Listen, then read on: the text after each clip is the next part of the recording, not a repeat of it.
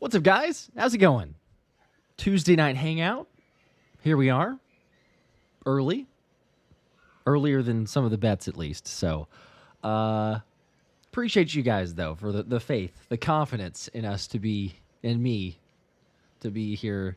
Not crazy late, but appreciate it. Hope that everybody is getting ready or maybe already ready for Thanksgiving.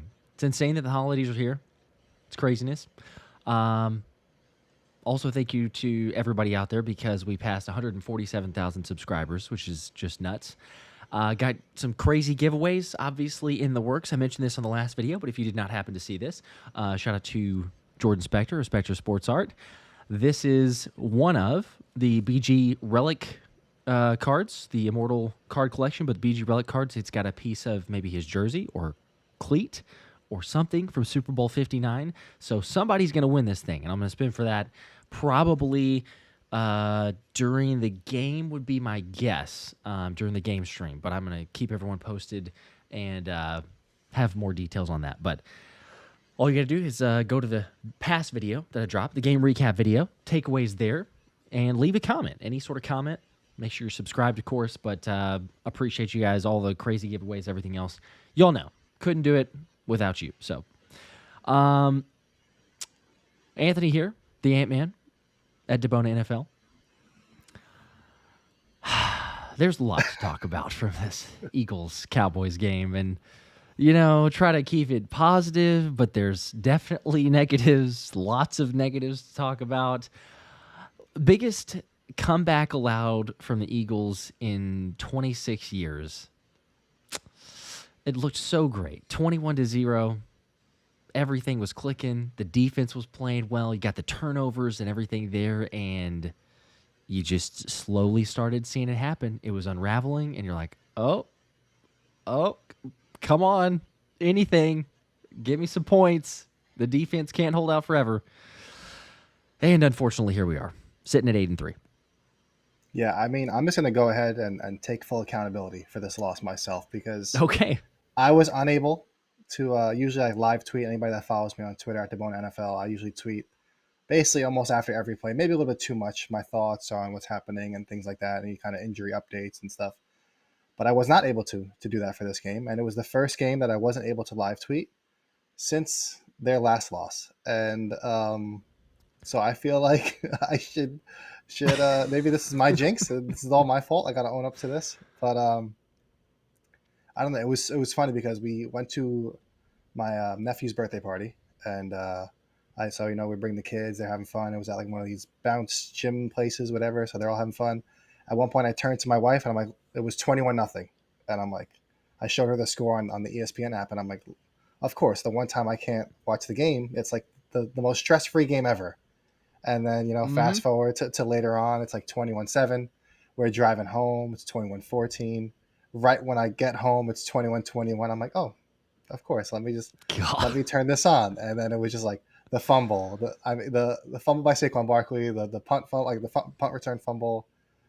This is not their game. So, I mean, there's a lot to dive into, I guess, but it's also a good thing that it's going to be a quick turnaround. But also, it was supposed to be a good thing the last time they had a quick turnaround. I was going to say, loss, and we saw what happened. So, is it a good thing? On the bright side, they got some relatively good injury news, so that's a positive. But, that's true. That is true. Yeah, it's tough.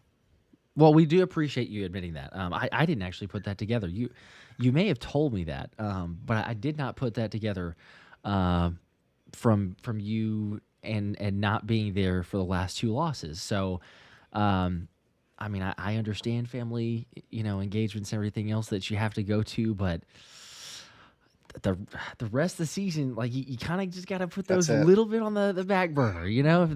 If they need to go, that's fine. But you say you have your duty to stay put and live tweet during the game. Yes, there's lots of comments that in the comment section, understandably so. But also shout out to Anti-Matter, I believe. Welcome to Let's Run It Tier. Got the membership there. Congratulations, appreciate that. And on that note, I'll get to these super chats, but we might as well start the gifting as well. So here's 5. I don't get to choose John says, get your priorities right, Anthony. Yes, exactly. Get your priorities right. Uh, Congratulations to the 5 of you that just got those. Steve, JC, Malik, Jason, and Derek.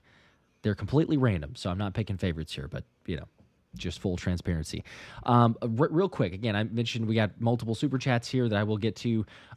Before we hit on those, very quickly, we should touch on the injury report because you mentioned that, and there's some good news. Obviously, Reed Blankenship should be playing. Vic Fangio alluded to that in the press conference, and then obviously for the for the injury report itself, some positivity there. So first off, we'll look at Eagles, touch on the Chicago one as well. But for the Eagles, you got some DNPs. Okay, so there are some guys that potentially out or maybe out. I don't think that there's any alarms. You may see on the screen now that you're looking at Devonta Smith, a DNP. This was a walkthrough today, so it's just estimated. But Smitty, shoulder, chest, DNP. I'm not really concerned in the slightest. We texted about this before as soon as the report came out. I know it's a DNP. We'll see how it is tomorrow.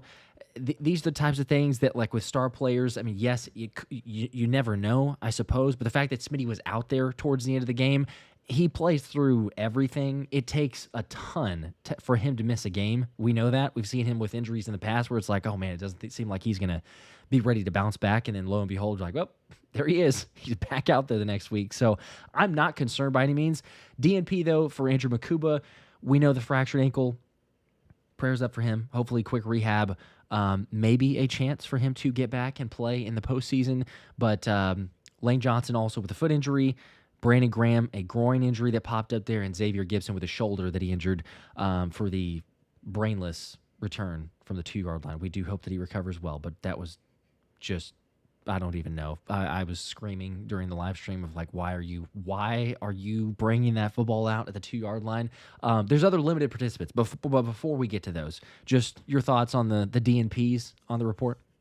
So obviously Smitty's the big one that kind of stands out right away, and you're like, oh, uh-oh. But Jimmy Kempski also pointed out, who, like myself, tracks all of the injury reports each week, and he pointed out how Devonta Smith has missed. He has been in DNP in that first practice of the week before, and has went on to play. So really, that next week, that next practice. So normally it would be the Thursday, but in this case it's the Wednesday. Like if he's a DNP for that, then that's more so notable, because then that usually signals more of like, they might not play. But I'm assuming he's going to be limited tomorrow, then full on Thursday, and then be fine on Friday, So just the way that normally progresses. So I wouldn't be too worried about that. I mean, Brandon Graham, probably another guy that's more of like a rest day. I think he was able to play his limited snaps that he normally does. I don't remember him being reported that he wasn't able to finish the game or any injuries like that. The other ones, we all kind of already knew. Like we already knew because Drew Makuba, the report came out that he's going to have surgery.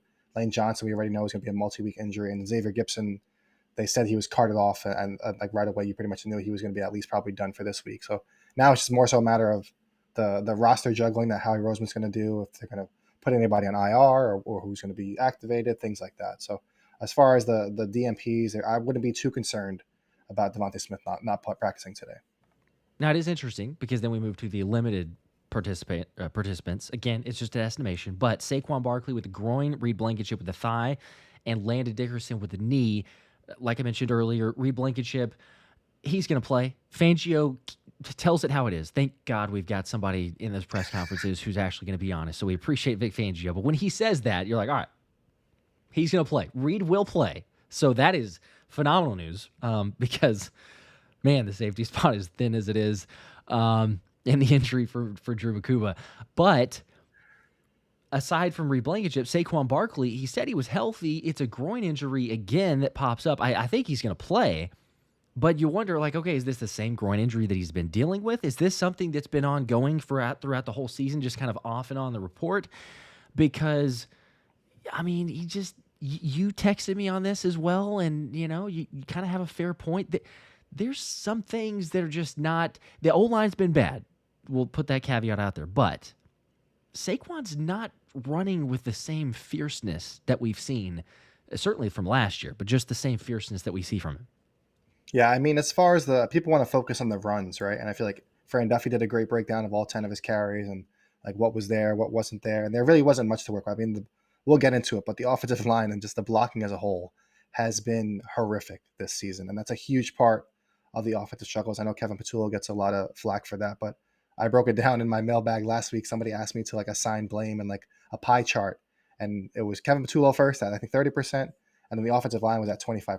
And now after that game, it might be 30% and 30% for both, because that's just how bad and kind of limiting the offensive line has been, which is crazy to say about the Eagles, but that's where we are. But regarding Saquon, I texted it to you about it when I was watching the All 22, because I felt it when I was rewatching the game, like the regular broadcast angle. It felt like on a lot of the receptions, there were some extra yards for Saquon Barkley to get, where he would just more so just like pretend like he was going to go at a guy and then just like let the guy like push him out of bounds, like gently. Like if you look, even just go by like the play-by-play for all the drive charts, it was like Saquon Barkley pushed out of bounds. Saquon Barkley pushed out of bounds. He wasn't really cutting back inside, trying to like run guys over or do the backwards hurdle spin move. Like it just seemed Mm-hmm. like he was pretty content just going out of bounds. And it wasn't like they were in situations where they were going against the clock and they needed to like get out of bounds to stop the clock. Like he just was not cutting back. And maybe this is the groin injury that's now popped up on the injury report again. But I don't know. To me, it's a little concerning, because not only is he like, it seems like there are some holes that he's missing sometimes and not cutting back into, where maybe he's almost being too disciplined of a runner, where people were like, there's a block that everybody highlighted where he follows Landon Dickerson and everybody's like, oh, he should have to follow Landon Dickerson. Like that's his job. And he ends up just running out of bounds for like no gain or a 1 yard gain, whatever it was, where it looked like there was a big cutback lane for him to hit, where we'll get into it.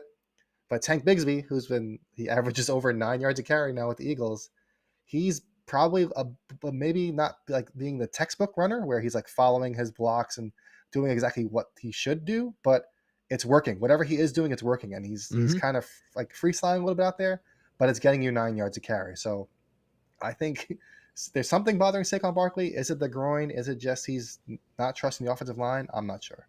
Yeah, it's pretty obvious, you know. Again, and again, like you say, the offensive line not blocking very well at all. But you want to make the defenders pay a price, and there's certainly times, you know, and you brought it up there, but like it's not the 2 minute offense. If it's the 2 minute offense, then fine, okay, duck out of bounds real quickly, okay, stop the clock, keep moving, let's go. But same deal, like you watch it time in and time out. It's a defensive back that's meeting him on the sidelines. I don't know. Maybe try to run through him. Like maybe he brings you down, and yeah, you got to take some contact. But if you, as you say, that if you kind of role reversal and have, if that's Tank Bigsby in that situation, pretty confident from what we've seen, he's all right, here we go, head on, and see who wins, and maybe that results in no extra yards. But there's a better possibility, because otherwise you're just forfeiting. You're like, all right, I'm duck out of bounds. There's nothing else. There's a possibility that all of a sudden, he breaks that tackle, or he pushes forward and gets 2-3 more yards. Okay, a little bit of a shorter yardage distance, or maybe a first down. It makes a difference. I don't know, but and I am curious again from the groin. I know that Saquon said like it's on me. I'm owning it. I'm trying to get better. Patullo said in his press conference earlier today as well, like basically they're trying to do anything they can to get right. They understand that the running game, it has to get going. Like I understand, and yes, we'll get to that as well as far as Kevin Patullo, the offensive coordinating, play calling, whoever's blame, and all that other stuff. Like it's regardless of who is calling plays, it's going to be Sirianni's offense this year. Regardless of who's calling plays, it will be Sirianni's offense.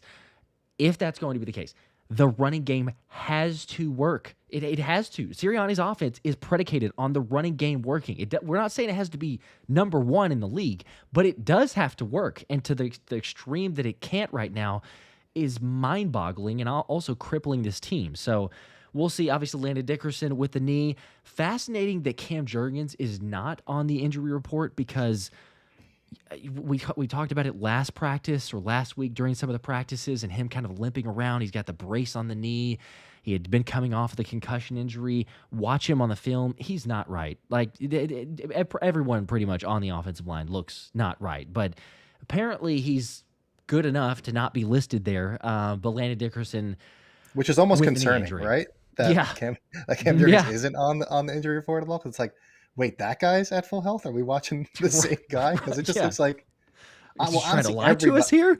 it looks like everybody on the offensive line is a step too Yeah. slow. Like we're so used to this being like a well-oiled machine, right? Where it's just like this guy pulls, this guy passes off the block, like it's just perfectly executed almost every. Like we became spoiled by this over the years, and Now it's like the simplest blocks where like they just can't get a hand on guys. Quinyon Williams and Kenny Clark, these guys are just it seemed like they knew the play before the Hmm. Eagles even ran it. And maybe that's part of like the predictability and the Kevin Patullo issues. But there were so many times where Cam Jurgens was supposed to get a hand on somebody, and he was just like, whoop, just like he was like Grant Calcaterra Gone. out there. He Yeah. just completely, Yeah. completely whiffed on whoever he was going to block, and it's just like it's happening way too much now. It's a real problem. It's terrible. Yeah. And and even on the plays where it didn't look as predictable, like you go watch some of the other run calls, and Cam is right that he's in position. Like he should be able to hold up, and it's just like an immediate whiff, and like that it's insanity. But the number of times that you watch a play, and within 1 second or half a second, you got 2 or 3 Eagles offensive linemen turned around and running back towards Saquon. Well, Yeah. well, this play's over. I mean, come on, you're losing the battle before it's even begun. It's very frustrating. But full participants, we just mentioned those before we get into the other topics and the super chat. So again, appreciate you guys. I'm going to get to those.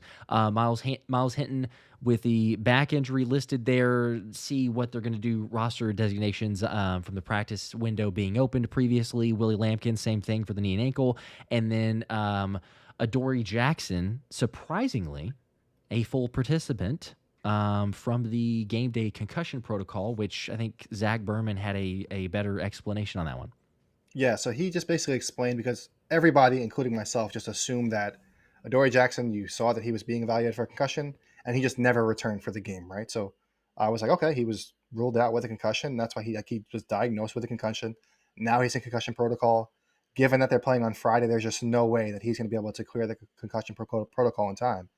And now the first injury report comes out, and I even tweeted earlier today, like my projected starting secondary, and I just assumed that Adoree Jackson wasn't going to be able to play, so I put Cooper DeJean as the outside corner. But now the report came out, and it was like, wait, what's that really, really small text? 'Cause if you look at like the one the Eagles put out, it's like, what does that say? Concussion game day? What? Oh yes, very And difficult to read. so then Zach Berman of the Athletic kind of cleared it up. He said, so basically everybody assumed wrong, where he was evaluated for a concussion, but he was actually cleared of it and didn't return to the game as like for precautionary reasons.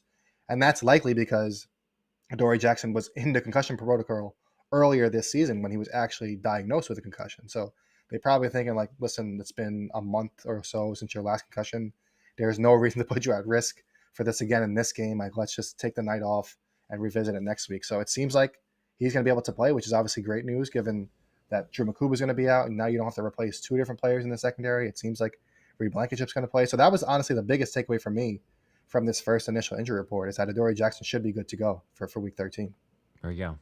We need it, as we said, for Reed Blankenship. And if you have Adoree Jackson, that means that Cooper DeJean stays in the nickel. Yeah. Certainly need that against Chicago. And Or- you only have to have... Or is he the slot and they put Michael Carter? I mean, is he the safety and they put maybe Michael Carter in the slot? Hey now, I don't because think they've they will. seen it. Well, Fangio you're said putting that Sidney out Brown's there. probably going to be the safety, but I don't know. You never know, though. Wouldn't that be surprising? You have the exciting whites back there for the safety position.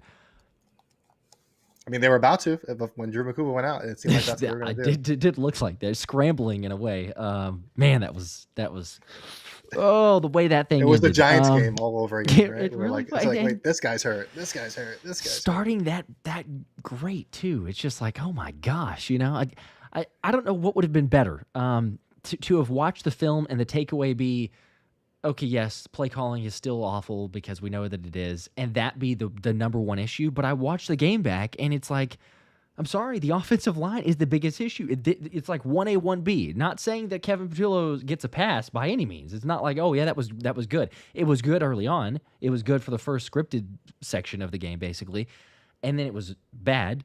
And you throw on penalties because those were also atrocious and everything else there. But it's like now you're like, it continues to be the offensive line, and you could scheme some things up. Sure, play calling could mask it a little bit, but this has been the staple of the Eagles for so long, regardless of who the offensive coordinator is. You can rely on the blocking, and now you can't.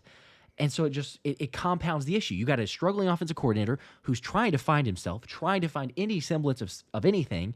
And the panic button was usually like, oh, just run the ball. Like, when in doubt, just run the ball. Because if all else fails, we got an offensive line, and you could just run the football. Now, he's, again, not calling the best run plays, But even as he started to morph into other instances, or calling an outside zone, or calling counter bash, or calling these other plays that involved a little bit more creativity and not just the spamming inside zone, they're not working because the O-line is getting obliterated. So it's so many different things, and I know that it's frustrating. Here's a question though from Cup with the 5. Appreciate that. Says, does KP know he is coaching the offense? Curious on your thoughts. Yeah, I mean, like you mentioned, it's almost after that game specifically.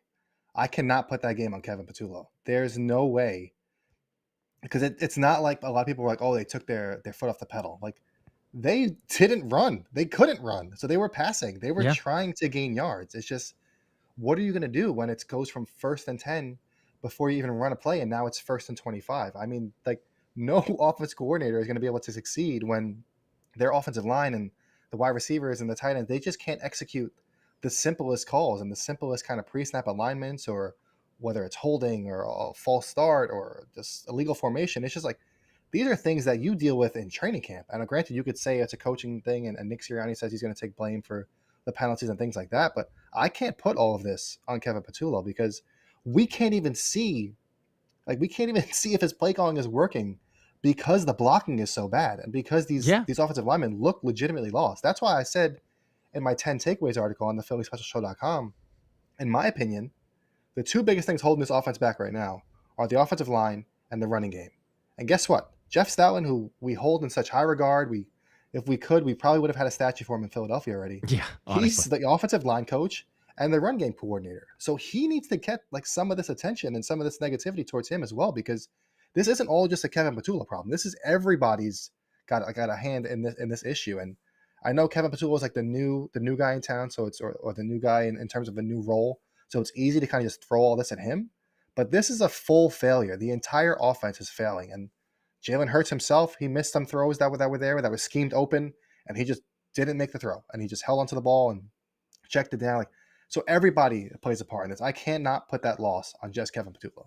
Yeah, it was a clunker for all the reasons that you mentioned, and I think about like 7 possessions, if I'm not mistaken, after taking a 21-0 lead. It's 7 or 8 possessions, whatever it was. 3 of those possessions were killed by penalty. And, there is the argument, sure, like, well, if they get a penalty, can't they overcome it? But it's not even like small penalty wise. It's like your 10-yard penalty variety. So all of a sudden it's 1st and 20. And the vast majority, I don't care what NFL team you are, the vast majority of NFL teams don't typically convert that. That's like, well, there's a drive killer. You maybe you get a penalty reversed on the other team that's an automatic 1st down, but to pick up 20 yards, especially in that instance there, well, it doesn't happen all the time. Certainly not the better than 50% or even like 30% of the time. So as soon as that happens, it's like, gosh, and it's just shooting yourself in the foot. And you had the Dallas Goedert one early, the first possession coming out of the second half. It's all hypothetical, but who knows where that drive goes? It was looking promising because they're like, oh, there you go. There's a 20-yard gain, another explosive play. Oh, well, that was the Matt Pryor penalty, right? I think he was like, he's lined up, and it's a coaching point, sure, I get, because it's all reflected, it's all combined. But this is where it's like, you can't put all blame on one person. It's easy to, sure, it makes things nice because we could go, well, that's it, that's what it is. But you put it on there and say, well, but what about the blocking? Because that's on Stoutland, as you said. So it just goes everywhere else, even if it's just coaching, primarily coaching. But it's the most frustrating thing in the world, because you had that play that happened. You had the other, I think A.J. Brown had a 20-yard gain or so, whatever it was. And or maybe, no, I think it was Smitty. Smitty had a catch that was at the ball. The ball would have been at the 12-yard line. 12 yards away from scoring. There was like 5 minutes remaining, I think, if I'm not, or if I remember correctly, like 5 minutes remaining left in the game. 1st down at the 12-yard line of Dallas. Great conversion. It was an out route. Jaelan hits Smitty on time. Great catch, getting the feet in bounds. Oh, Fred Johnson, hands to the face, move it back, and then Saquon ends up fumbling. 2 plays later? So, and you're probably gonna have to settle for a field goal at that point. Maybe they make it, so it's a 24. But that's the difference in the game, right there, right? But it is, yeah, because if you convert that, not only is it from 12 yards away. You run a little bit more clock off, probably, maybe they score because, look, we could say this, as bad as they are in every other area of the football field, they've been good in the red zone, and they even were again against Dallas. So they were at the 12-yard line inside the red zone. If they score, I know it's a bunch of ifs, but if they score there, there's 3 minutes or so left in the game. Eagles up 28-21. Like, cool. I'll take my chances. The defense get a stop. Dallas has to march down and score a touchdown, not a field goal, which they very easily got into position there, and some weird decisions on timeouts and everything else on that side. But like, it just, you kept shooting yourself in the foot, and there was way too many mistakes. But like you said, Jalen Hurts as well. He holds onto the ball too long on the 3rd down and 2, and takes the sack. That ends the drive there. I was calling for, why don't you run the tush push? Because you're going to get a yard or maybe 2, and then it's 4th and inches, or possibly you pick up the 1st down, but it's 4th and inches, run another tush push. I get that the league hates it. I get that it's a spammy play. I get that, oh, well, it's just kind of like a cheat code. I get that it was a long 2 yards. So, yes, you do have to run 2 plays and pick up a decent amount there, but it's just like overthinking. It's trying to do too much when just stick to what works, like it. I don't know. This is the part that gets all of us worked up, but you understand and see why it is for the comment section as well. JR with the 5. I predicted Eagles 13-4 or 12-5, barring collapses. In a great position. Go Birds. Back-to-back, baby. Stay positive. Yes, we're staying positive. Let me just put this out there. This is actually not positive, but I'm just curious to play devil's advocate here. The Eagles are 7-4 against the spread. Okay, so you don't have to be a gambler better to care for this or whatever, but there is an importance to this. Okay, they're 7-4 against the spread. Good team. This is the old adage, and I think that people would understand this, or at least respect it somewhat. It's good teams win, great teams cover. Okay, so the Eagles are 7-4. The Eagles at this point in 2023 were 7-4. Hey, they went the remainder of the season without covering a single game. Now, obviously, we went and lost a bunch of games at that point too, but like they didn't cover after that point. So I think that they ended the season, what was it, like 7-9-2. I think there were like 2 pushes, but whatever the case was, it was they just fell apart, and we all saw that. So are they going to right the ship? Are they going to find the identity? There is something different, even though there's some similarities. I get the panic. I'm right there with a lot of people. There is a difference in, if nothing else, there's a difference in Jalen Hurts and how he's carrying himself through these struggles and panic, or this frustration and struggles and everything else. He at least is standing up there saying the right things. He's remaining confident. There's not the passive-aggressive kind of, weaving things in, taking shots of, well, this is the offense, and, I'm just trying to go out there and do what's being play called and everything else. He's still kind of staying above that, and he's like, we're going to figure it out. We have to, but I put it on the team. We're rallying around each other. So, we need to see something, sure, but it's a little bit different. I don't know. I'm hopeful. Speaking of Jalen Hurts, I was thinking about this earlier today, and I'm just looking back at like what's really the difference between last year and this year. Like, obviously the Saquon Barkley thing is huge, right? You were getting those 60-yard runs here and there. Like, it felt like when they got in the situation like they did, where they were up 21-0, they were able to just rely on that running game, right, and just grind out the win, no problem. That's not there this year. But also what they haven't been doing this year, and there's a lot of conspiracy theories out there. Are they just waiting until the playoffs? Is it an ownership thing? Does Jeffrey Lurie not want Jalen Hurts to get hurt? Like, is it something like that? It's time to utilize Jalen Hurts as a runner. I mean, oh my gosh, yes. It's, if anything, especially that game, because you saw how the edge rushers on Dallas, Jadeveon Clowney, Donovan Ezeraku, whoever was out there, they were able to just collapse on the edges. They were not worrying about Jalen Hurts as a runner at all. And because the Eagles aren't utilizing him as a runner, it's just like, it's like being Superman and not flying. You're just like, no, I'm just going to walk everywhere. Like, why are you not utilizing what makes this guy so much more dynamic and better than a lot of these other quarterbacks in the league? It just doesn't make sense to me. And you saw on that touchdown run where basically any other quarterback goes down on that first hit, and he somehow was able to like go into like almost like a push-up formation, stay on his feet, and get into the end zone. It was an insane. It was like one of the most impressive 7-yard runs that I've ever seen in my life. But then they just never really utilized it. I mean, we're seeing it a little bit here and there in these recent weeks, but I feel like, why not give him 8 to 10 designed runs a game, where you're at least, even if it doesn't work, even if you gain just 2-3 yards, you're at least stressing these edge defenders and making them think like, oh wait, Saquon Barkley's not getting the ball every time. Jalen Hurts is going to keep it and run out. Or you can do those same plays that they utilize where they do the play action and he dumps it off to Dallas Goedert in the flat. Now, if they take Dallas Goedert like they were doing a couple weeks ago where they were adjusting to that, now Jalen Hurts can just run off that. Like, Mm-hmm. you have to do all these things to stretch the field, not only like vertically, but horizontally as well. Make these defensive ends not be able to just crash in on the run and stay inside and take everything out. Like, they need to use Jalen Hurts' legs, and it blows my I mind that they agree. haven't. Yeah, you're 100% accurate on that. And the funny thing too is that play where he scored, where he does run the football, that wasn't even the called play. Yeah. It was the audible into it. You know, you see the clip that Jaelan recognizes that there's a stunt coming. He changes the play to be a run, and then he goes and scores on it. But you're right. The number of times you just like get to empty, go to empty, because so many good things happen from that. They can run from him, as you said.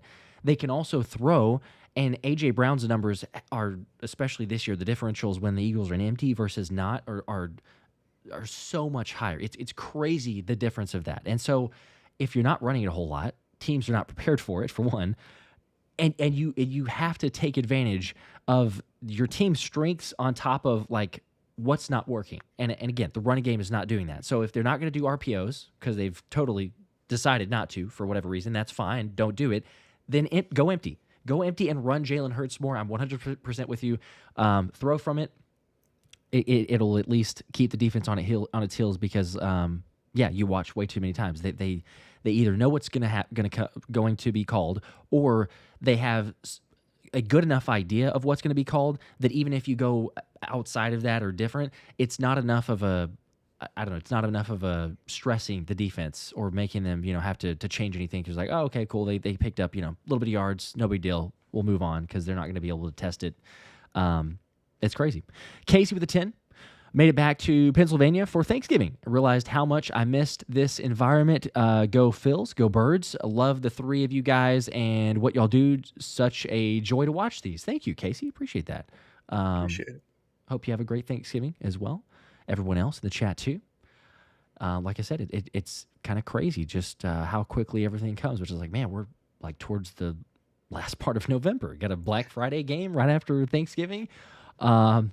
Could really use a win for a number of reasons, but appreciate that, Casey. Fanny with a 5. Hey, Ant-Man, as a mental health professional for over 8 years, I must say I love your hat. There you go. Wanted to know where can one be purchased at? Well, I appreciate that. And this is actually A.J. Brown's collaboration with a company called Peace Collective. I think he probably shared it on his social media accounts, but if you just Google Peace Collective and then search A.J. Brown on their website, they have like a hoodie, which Cooper DeJean was wearing actually on the plane to the game this past weekend. And it has, I think, his autograph. A.J. Brown's like, it's like stitched in there with his number and NFLPA on this side. So yeah, it's I mean, I've talked about it before, how important I think mental health is, especially among men, where we're kind of propped up to be macho and not show our feelings. And I feel like I've cried more than most men, and I'm not afraid to say it. Like, you got to be able to say that you're not okay. You need to be able to talk to somebody. Me and Josh have had talks before, obviously off video, about just what we're going through in life, and I feel like that's very important to do. So it was a good cause. I think a proceed of the profit goes to mental health and then foundations that support that. So not only do you support an Eagles player, but obviously support a good cause as well. There you go. Very good stuff.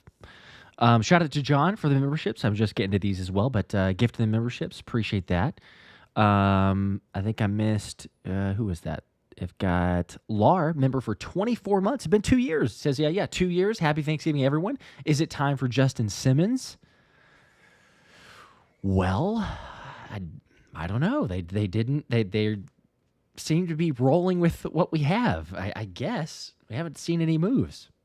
Yeah, I was waiting because Aaron Wilson, who covers the Texans, he's usually the first. He's on the ball with the NFL report that comes out with the transaction wire, and it'll say if any teams had any players in for a visit or a workout. But the Eagles didn't do anything today, and given the short week, today would have been the day for them to kind of bring somebody in, get them signed for the walkthrough, and kind of get them acclimated. Granted, Justin Simmons is a guy that's obviously familiar with Vic Fangio's scheme and whatnot, but given that Reed Blankenship's going to play and they have Andre Sam on the practice squad, they were only going with 3 safeties before, so it's not like they had 5 safeties and then 3 got hurt. Like they were only rolling with 3 to begin with, so it's not like they had a ton of depth at the position. So it seems like at least for this week, they're not making a move there. But maybe moving into next week when they're going to be playing on Monday night, they have a little bit more of a window to kind of work things out. Who knows if an injury, God forbid, happens in this game? Like that's something you kind of think of them. But it seems like for this week, they're kind of rolling with what they have between the practice squad and the 53-man roster.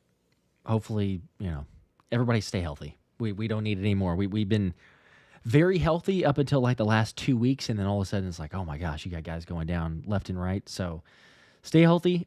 Sins with the Let's Run It membership. Appreciate that. Congratulations as well. Was there one more? I'm getting to these super chats too, but I got to make sure that I'm not missing on some of the members. So I think that was it. Next super chat up though. Here's Abram with a 20 bomb. Wow, let's go. Says back from the game trip, met Alshon Jeffrey. Sent you the photo on Insta. Okay, so saw Adoree and Jalyx and a couple Cowboys players at a steakhouse. Smitty's catch in real life was awesome. Great stadium. Highly recommend you go next year.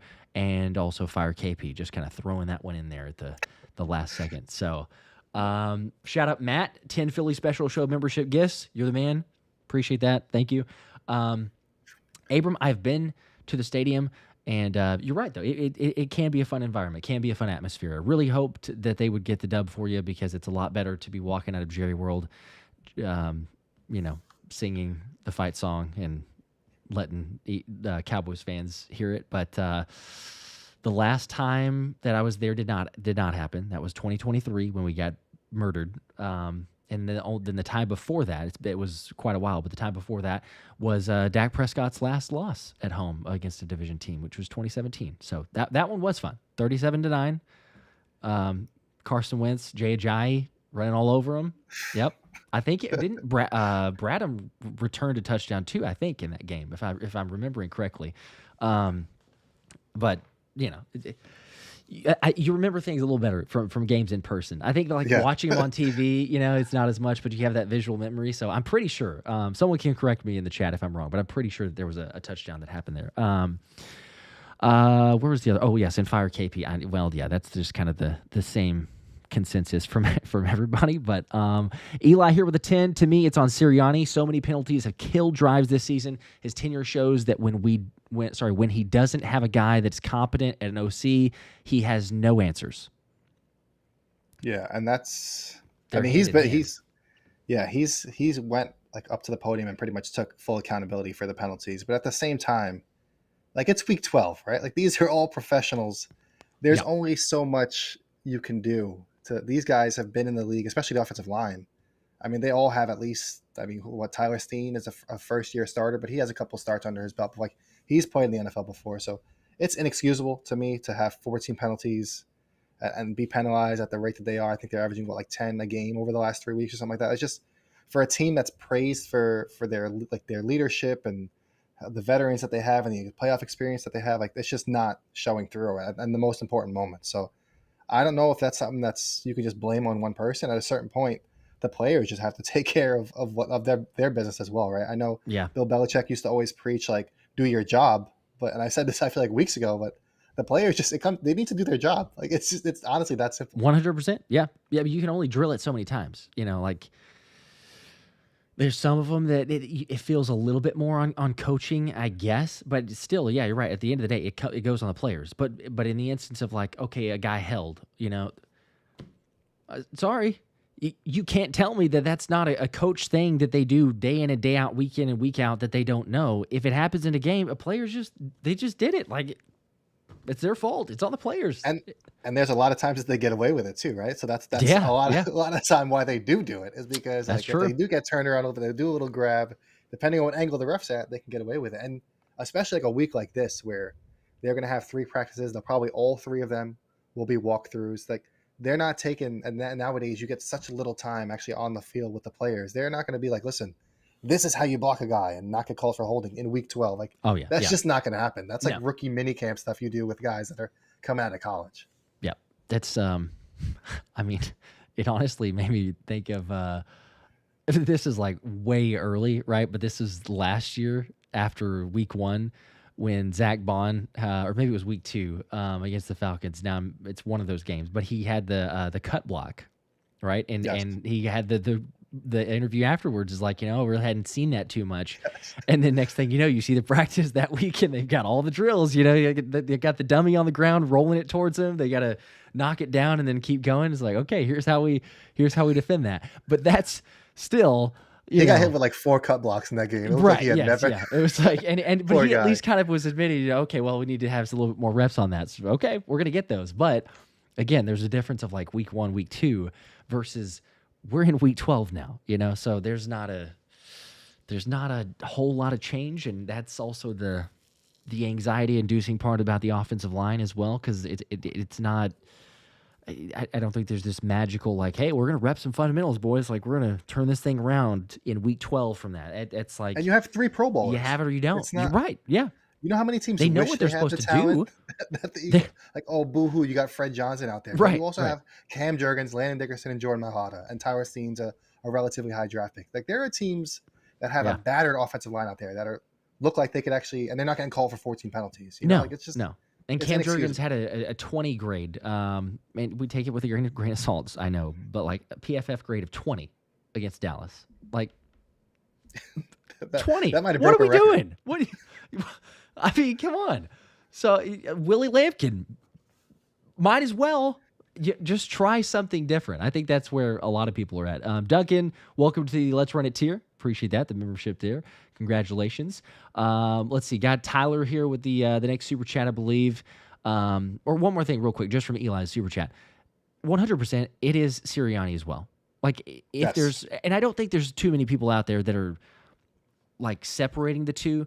But if you're really turned off by the question or the answers that Kevin Petula has, or the scheme or the design of the offense or anything along those lines, that's Sirianni. Like, it is a Nick Sirianni offense. So they go hand in hand. If there's a different outside of the building OC that gets brought in, then okay, maybe we can get some change and see some differences there, like Kellen Moore. But even Kellen Moore was operating within a Sirianni framework. It was like, okay, you could do some stuff, but we're going to keep some other elements to it as well. But at least it worked better because of that sense. And then obviously the whole other reasons of sequencing, and Kellen Moore done it before and all that. But I'm just saying, from the scheme and the game plan wise, that it's Sirianni and both of those hand in hand. Tyler the 10.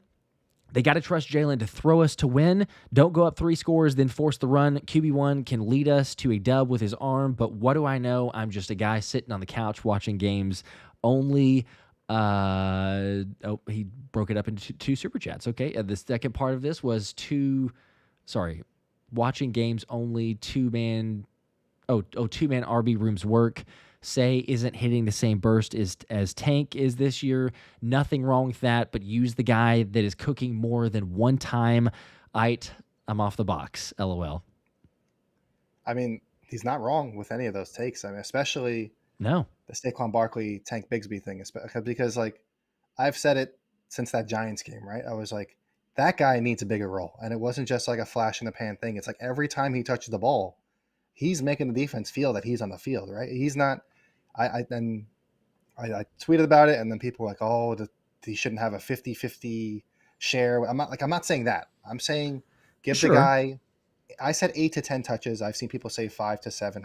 However you want to put it, more than 1 for sure is what I'm getting at, because a lot of people were like, oh, he's getting the ball like against the Cowboys. He had 1 carry. I think it was like on 2nd and 20, and he got 8 yards. And people were like, oh, well, he's getting carries in obvious passing situations. Like, of course he's gonna. And then I tweeted out, I'm like, actually, I think he has 8 rushing attempts on 1st and 10.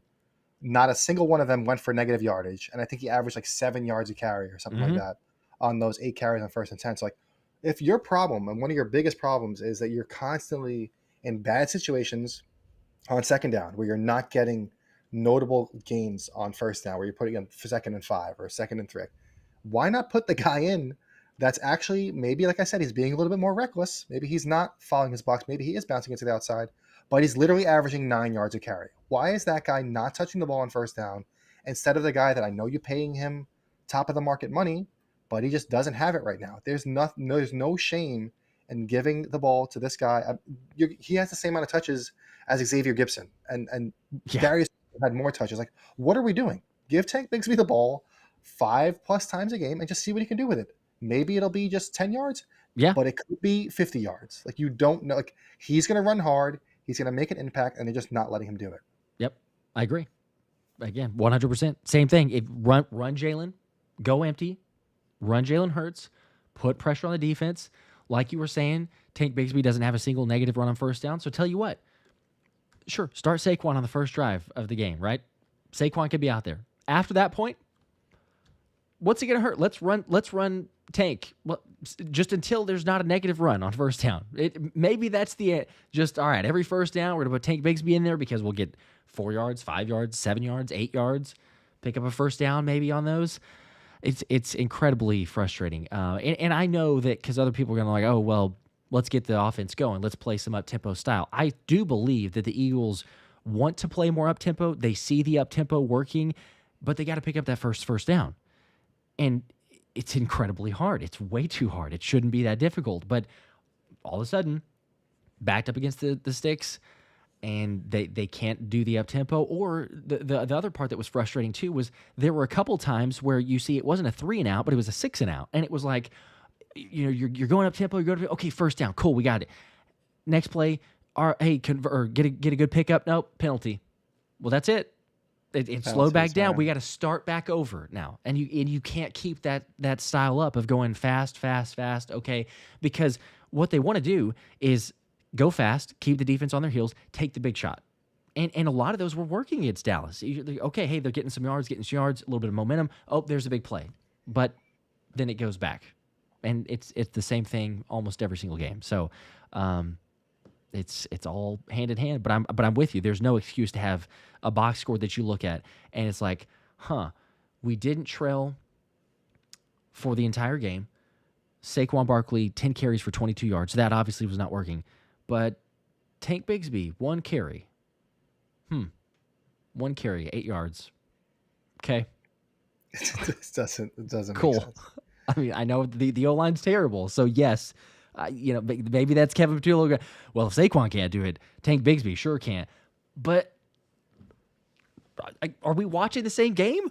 I hate to knock Saquon Barkley, one of my favorite players of all time. Really loved his play and was one of my favorite players even with the Giants before he came here, and was stoked obviously once he becomes an Eagle. But he just doesn't look the same. He's slipping on the field. We talked about earlier, ducking out of bounds. He slips so many times. I don't know if that's just an issue with his cleats every single game, but it's not even like, oh, it was just the Cowboys game. It's every single game now, and I don't know what the issue is there.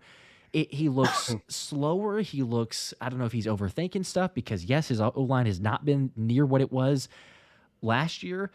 Is Tank Bigsby used to not as good of an offensive line? So he's like, hey, this is what you got to do. You see one hole and just run straight forward and plow through it. I don't know. I don't know what it is. But, yeah, I'm with you. Change it up. Try something different.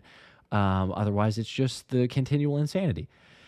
Garrett here with a 50 bomb. Garrett, appreciate that, man. That's big time. Thank you for that. Last year, I remember hoping our defense would be at least top 15, and we could win a Super Bowl. Now, I'm over here hoping the offense can be top 15, and we can win a Super Bowl. We have to execute, but I don't like watching our guys waste their prime on mid OCs. Go Birds. Yeah, I mean, I'm just going to keep going back to it. I don't think this is 100% a Kevin Patullo problem. I mean, the offensive line is the biggest problem on this team right now. And I don't think it has anything to do with play calling. It has to do with guys being able to do their job without being penalized. And then that's it. I mean, there are too many times where they're behind the sticks and now you limit the play calls you can make. And there are certain things that could change here and there. But until the offensive line figures it out, this offense is not going anywhere. Yeah, it is really sad because there was another example of AJ ran a dig. I think it was in the early fourth quarter. It was sometime in the second half, but I think it was the early fourth quarter, maybe late third quarter. But AJ ran a dig, and Smitty was running, I think, a post. But and the thing is too, when you go back and watch that play, and I can't remember exactly when it is, so apologies. But I did share it or include it in the game recap video. But the thing is, when you watch that play, the Eagles basically went max protect because Jalen's not having a whole lot of time, or he's getting pressured. There's too much, that's going through there. So they're like, all right, We're going to run two routes, which, look, I don't like that. I know a lot of us don't like that. But when he's getting too much pressure, fine. Okay, if you have something dialed up that you think's going to work, then go for it. And they did. And it's basically, it may be a third leak out route from Goddard if I'm misremembering, but basically the two main routes were Smitty's running a post and AJ's running a dig. He's on the left side of Hurts on the left side of the field. Hurts sees AJ and he goes to throw to him, but in max protect situation, he has pressure in his face within like a second and a half. If you're keeping that many guys back to block and you still can't give Jalen enough time to hit a dig, and it's not like we're talking about, oh, let's run, a 20-yard dig that's going to take forever. This is like 10 yards maybe.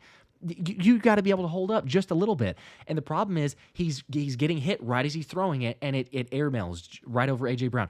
If A.J. catches that, he's literally catching it in space. Now, the safety was crashing down, but Smitty had cleared out the corner and was kind of getting that safety to creep up a little bit. Again, problem is, Jalen didn't have time to complete it, and we'll never know because AJ is one of the greatest wide receivers, yards after the catch and breaking tackles. And certainly on that game on Sunday, we saw vintage AJ Brown.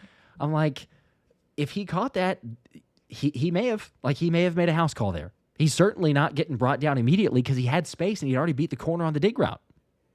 We just don't see it.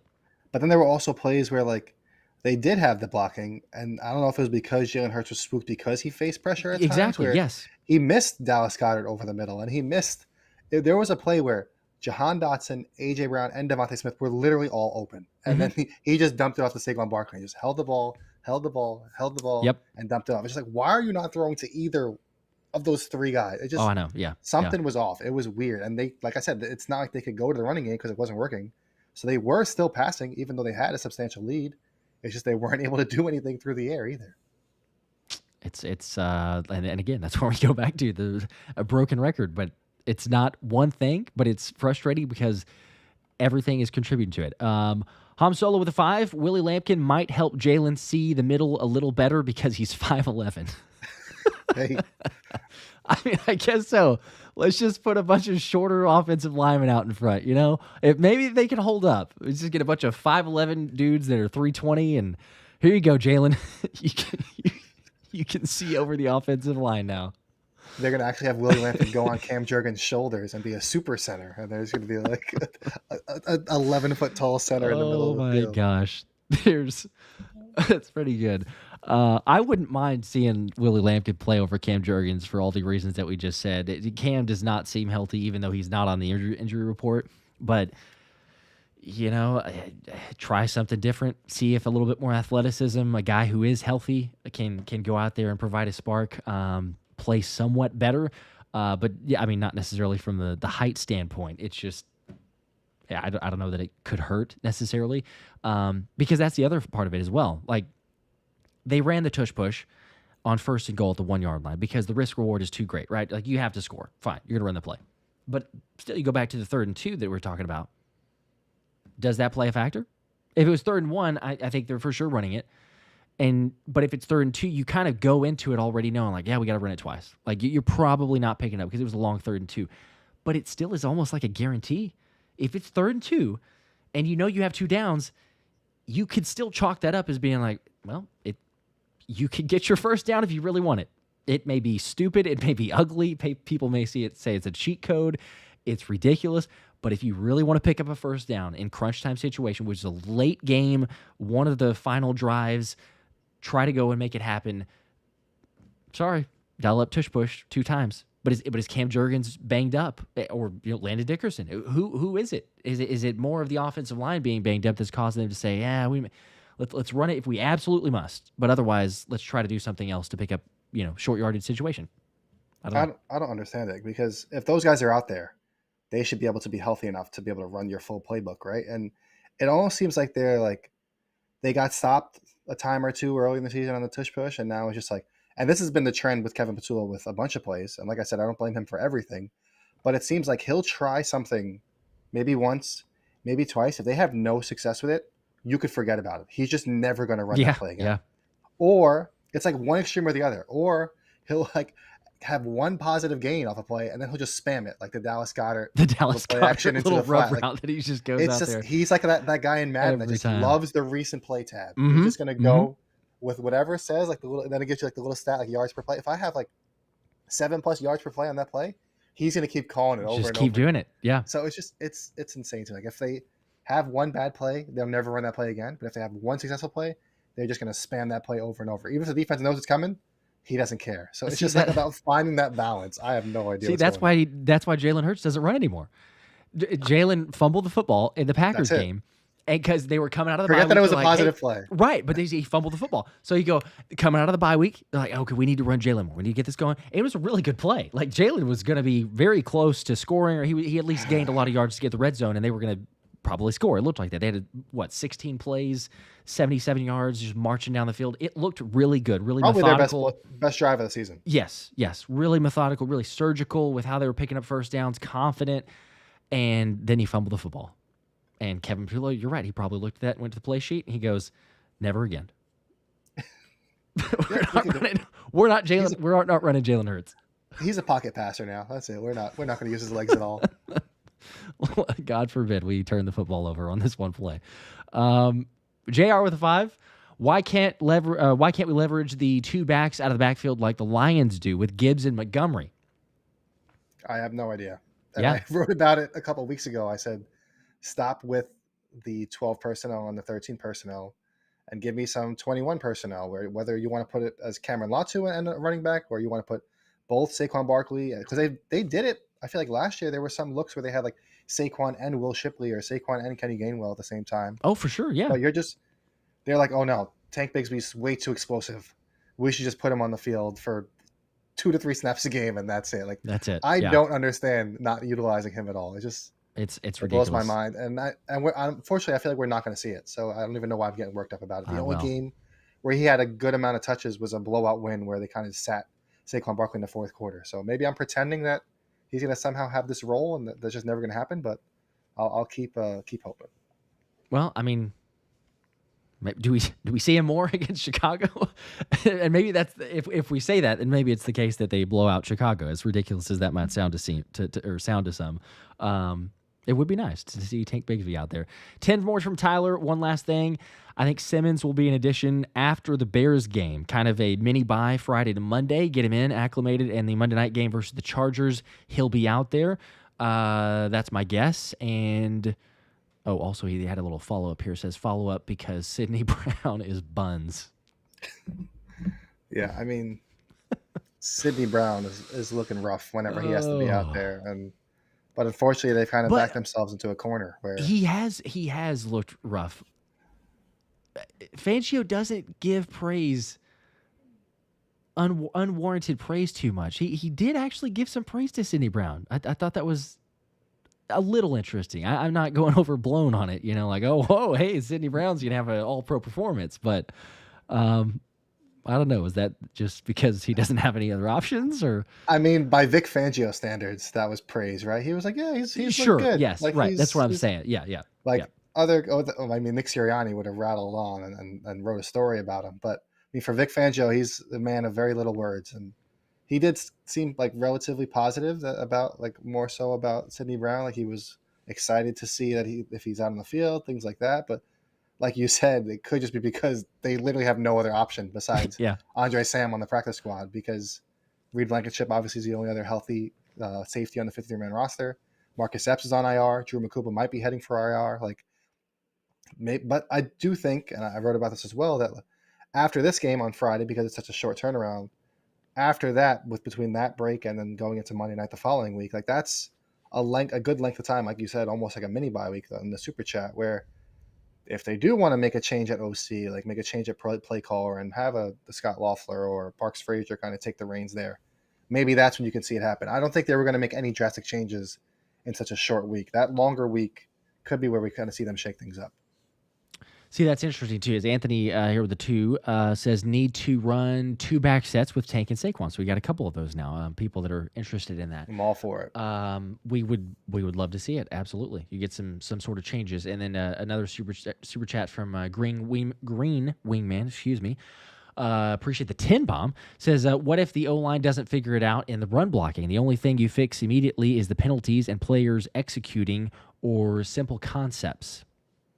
So this is like my fix or my approach or my hypothetical fix for the offense in general, whether the offensive line figures it out or not. I think they need to utilize a lot more 11 personnel, which is what we saw in this last game. But I think we need to see more empty formations where the running back, if they are on the field, is out as a receiver. Whether they start there at the beginning of the play or motion out there at the end, then you need to see more Jalen Hurts running the ball, utilizing his legs, whether it's RPO, whether it's him just straight up running it, whether it's those draws that we've seen them have success with, but they just never call for some reason. Maybe it was that fumble, like you mentioned. Like that would be my fix to the offense right now. It's just up tempo, spread out the field, stress the defense both horizontally and vertically, make them think that Jalen Hurts is a threat with his legs, and that might open everything up. Where now Saquon Barkley has one less edge defender closing down on him because they have to account for Jalen Hurts as a runner instead of him just averaging 3 yards a carry because it's basically nothing but tush pushes or when they get in the goal line. Like you have to make teams think that Jalen Hurts is a threat with his legs again, because otherwise you're basically just throwing out half of what he does that differentiates him from every other quarterback in the NFL. So that would be my approach moving forward. Will they actually make these changes? Probably not, but I'm hoping that they do. Anything. We're begging, please. We'll see. We'll see Friday. It's a short week, which hopefully is a good thing. As you mentioned earlier, did not work the previous time, but this time is at home. So, if you believe something different, and they're wearing the black uniforms. It's the blackout on Black Friday. I love that. Black helmets. Pretty legit. So I wish it was a night game, 3 o'clock kind of whack, but yeah, I think of like a blackout. I mean, it'll be like 8 o'clock at night. It'll be dark like second half. Second half, late second half. But still, I don't know. Okay, get up early and then we'll it'll be hype late. That's a very old man take by me, by the way. But I kind of 3 o'clock start feel like the same way, but yeah. Elbert with a 5. I love Saquon, but can he hit the open lanes like he did last year? He has to help this beat up O-line. No, apparently not. Saying the same thing. Hopefully, we'd love to see it, but yeah, it's not getting much help. Unfortunately, it is a sad day for Saquon and this rushing attack that had been so good, and now they're literally one of the worst. Can't trust the offensive line. It is ridiculous. It is a question though, because you brought up Kevin Patullo, the shortened week here, mini bye, or at least longer week that'll happen after playing on Black Friday. Is he? I mean, I guess you're always kind of coaching for your job, but like, do you think he is? Do you think that the Eagles would make a change, will make a change? And I guess if so, what, like how bad does it have to get against the Bears for them to make the change? I think if they lose, I feel like it would have to be, unless it's like some crazy shootout and they lose. Like if it's a loss and they have another scoreless half where it just looks like things that just can't get out of their own way, I feel like Jeffrey Lurie or Howie Roseman would step in at that point. And I know they say Nick Sirianni made the change from Sean Desai to Matt Patricia. That's we all know who. There was a reason that Matt Patricia was hired as an advisor or whatever. Like Jeffrey Lurie has a ton of like an obsession, basically with everything the Patriots did during their dynasty. Oh yeah. So there was a reason that Matt Patricia was brought in as a whatever role he had, consultant, whatever he was, and then that change was made. Like they knew what they were doing, and I feel like. And there's a reason why Vic Fangio was hired and Kellen Moore was hired. Exactly. Yep. And I think that's also a reason why Scott Loeffler was hired, because he didn't have any ties. Parks Frazier had ties to Sirianni and these other guys on the staff. Scott Loeffler had no ties and was kind of viewed as like this innovative offensive mind, not like an NFL head coach, but it's like, oh, he's doing some interesting stuff the way he was using like Harold Fannin Jr. at Bowling Green. Like they were putting up some big numbers for a school that didn't have that much talent. So I think that was a little interesting when they first made that hire. And now if things don't go well this week, especially like you mentioned with the kind of like that mini bye week, I do think we could see some of these guys step in and be like, listen, Nick, I know that's your boy, but it's time to make a change. Because it seemed, I think it was the first week of December, like week 14 or something like that, when they made the change from Sean Desai to Matt Patricia. So it feels like right around that same time where they can be like, listen, we have something special here. Like we have a ton of potential. This is clearly holding us back. We need to do something. Yeah. Yeah. It was 10-3 was the record. So you're right. It was late in the season. Fanny, remember for 18 months, we've beaten the Lions, Giants, then the Bears. We've beaten the Lions, Giants, then the Bears. Oh my. I'm not quite getting that comment. I'm sorry, Fanny. I don't understand. The Lions, Giants, then the Bears. Oh my. Like if they beat the Bears this week, then the Maybe if Bears. we beat them, then the Bears. Yeah. I I mean it'd be a good win. Would take it over the NFC North, right? Because if you and I talked about this in the last video, but if you beat the NFC North, because the Bears would be the last remaining team of the NFC North, well, the way the playoff picture works, obviously, is within each division or the way that you're getting ranked on that. So the NFC South, as good as Tampa looked early on, and they obviously dealt with some injuries and everything there too, but they're not in a good way record-wise. Whoever's going to come out of that is maybe going to have 11 wins. There's a chance for 12, I suppose, if you just rattle them off, but like probably a 10 or 11 win team.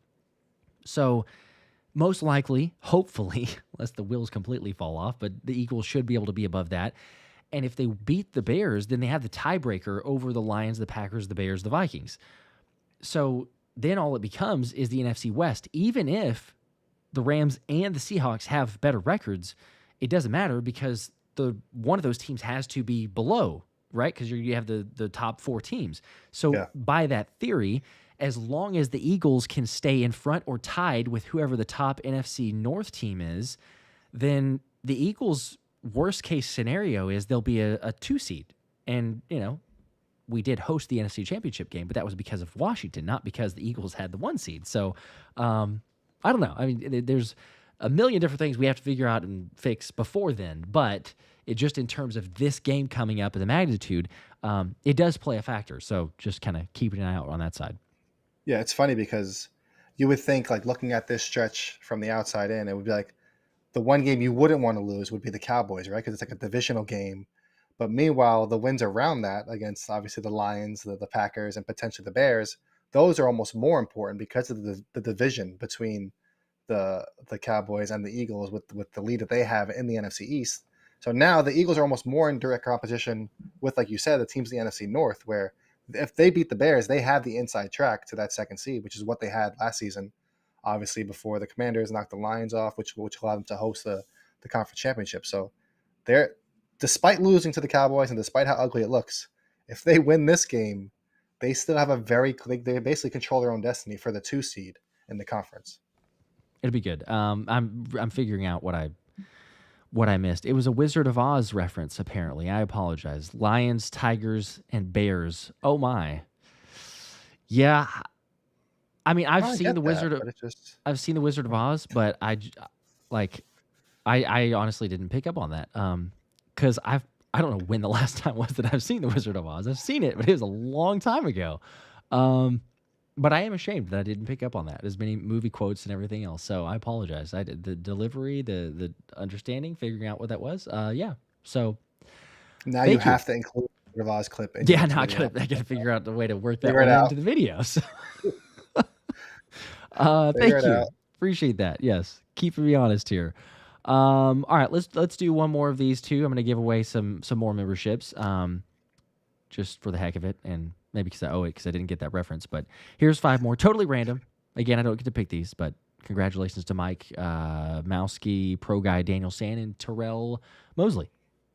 You guys won. Congrats. Also, a couple more super chats that came in the meantime there. Damon's, what's up? Got the 10 bomb. Says, sit Saquon until he figures it out. Sit the line until they get healthy or figure it out, and fire Kevin Patullo. He said 5 more, says, I'm just talking ish, but something needs to happen for sure. I can appreciate that. Yes, do need to have some sort of change.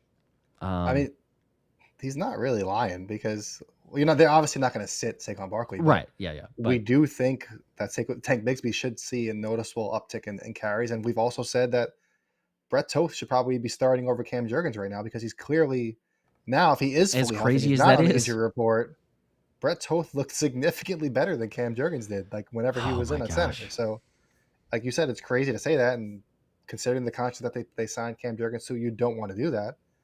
But like it's getting late early here. Like they need to start thinking of some changes to make because otherwise this offense just is not looking right. Yeah. And if it were to happen, again, like we said, we have a precedent for a change late in the season, as late as the Eagles being 10-3. Hopefully it doesn't come to that point. We wouldn't want it to be that late, but you get enough time probably if it's terrible again, as we said in the Chicago game, and they're like, you know what, that's it. We're moving on. We're getting a different play caller. Then okay, fine. You get the extended week against the Chargers, Monday Night Football. Then you come back and it's the Raiders, I believe, if I'm not misremembering here, the Raiders, and then it would be the Commanders, Bills, Commanders.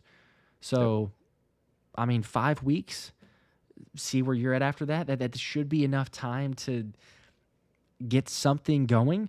Jalen Hurts, he's still confident in it. He's like, we have to find an identity, whatever that is. We have to figure something out. But he's not giving up on it. He's not taking shots at anybody. He's not passive aggressive comments towards, the coordinators or others. So I don't know. Maybe we see something. Forget the identity talk, in my opinion. Like, because even last year, I know they had the Saquon Barkley explosive runs, but I don't think they were viewed as like this physical, like in your face. It was almost like more of like a finesse running attack, in my opinion, where you would see Saquon Barkley break off these big runs. Like, I don't know what their identity was last year. They were just a really good team. Like, forget the identity talk. Just figure out how the hell to put some points on the board. Honestly, you're not wrong. You think about it, the identity of the team was the defense. And the defense has been good.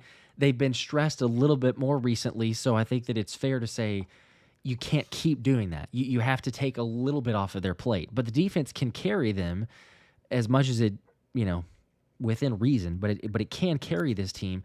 But yeah, I think the only or the main difference was last year the Eagles could score enough points to get that lead, and then when push comes to shove at the end of the game in the final quarter and a half, they had a run game that worked, and it wasn't maybe a smash mouth just move you over, but it was enough to be like, oh, there's a whole Saquon gone for 60 and ball game. It's over. So this year they don't have that when they're up. Now it's like, okay, so we're up by 7, or we're up by 10, or we're up by 14. What do we do? Keep passing it, I guess. Run up the score. I know that the incompletion stopped the clock, and it gives the opposing team more, and that's part of the difficulty of it. But it can't be running the football the way that they are now with Saquon and the things that we mentioned. So, I don't know. Maybe they change it up. We'll see. Red Scorpion with the 10 Philly Special Show memberships. Appreciate that. You're the man. Thank you as well. 10 other people get access to those. So drop it with a 10. I think that's about it. Anything else that we didn't cover from the topics or anything else? We've kind of bounced around, obviously, for various areas within the team. I know we mentioned for the injury report, some people were asking a second ago in the comments, I think maybe joining later, but we're not concerned about Devonta Smith. The DNP estimated through the walkthrough, so he should be fine. But we'll keep everybody posted. Game preview video. Yeah, I just see a couple people mentioning Xavier Gipson in the chat right now and what's going to happen there. Britton Covey's being brought up. I think if Xavier Gipson's being placed on IR, it seems like an obvious replacement will be Britton Covey, right? They've stashed him on the practice squad this whole time. That's basically all he would do is be a punt returner, and he does have some experience as like that slot guy or fourth receiver if they need one. Like Jalen Hurts has thrown the ball to him before. He ended up dealing with that injury last year, so that seems like an obvious fit. I just don't know if they would actually sign him to the 53-man roster or if they would use his practice squad elevations first and then deal with eventually promoting him, because Howie Roseman usually likes to kind of kick that can down the road. So I tweeted about it as well. What I think they could do is put like Drew Makuba on IR and then use that spot to sign Willie Lampkin, because his 21-day window is going to expire here, I think, on Wednesday, maybe tomorrow or Thursday, something like that. So he needs to be signed before that expires. Otherwise, he'll revert to season-ending IR. Miles Hinton still has some more time, but if they place, say, Xavier Gipson on IR, then they could use that spot for Miles Hinton before his practice window ends. So, but yeah, I do think we could see some Britton Covey if Xavier Gipson's out. There we go. Be nice to see Britton Covey. Maybe not return it from the 2-yard line. have some, I don't know. It wouldn't be worse, but he's hopefully not going to fumble the football like Xavier Gibson with the 32% rate in his career. It's kind of ridiculous for that many times of fumbles compared to his actual returns. But yeah, I don't know. That was so frustrating for a million different reasons. We'll see. We will see what the Eagles do Black Friday. We'll be streaming that game, so come hang out, and we'll have some other giveaways and things like that too. I know I mentioned for the BG relic card, so that will still be given away. Got this one here, but some other things as well. Game preview video probably dropping tomorrow evening would be my guess. We'll see. So Anthony and myself will be recording for that one, so stay tuned. And if I don't see some of you guys, I mean, I'll mention it in the game preview video as well as the Wednesday link, so streaming tomorrow with Thomas. But everyone have a great Thanksgiving. Y'all are the best. You know that. This community is what it is because of you. Thankful to still be 8-3. I know that there's a lot of frustrations. Could be a lot worse. It could be worse. So just trying to put things into perspective. It's not over yet. Things need to be done. Changes need to be made. But overall, still a whole lot to be grateful for. So appreciate that. Jim with the 2 more here at the buzzer. Appreciate that. Says, thank you for keeping the faith, man.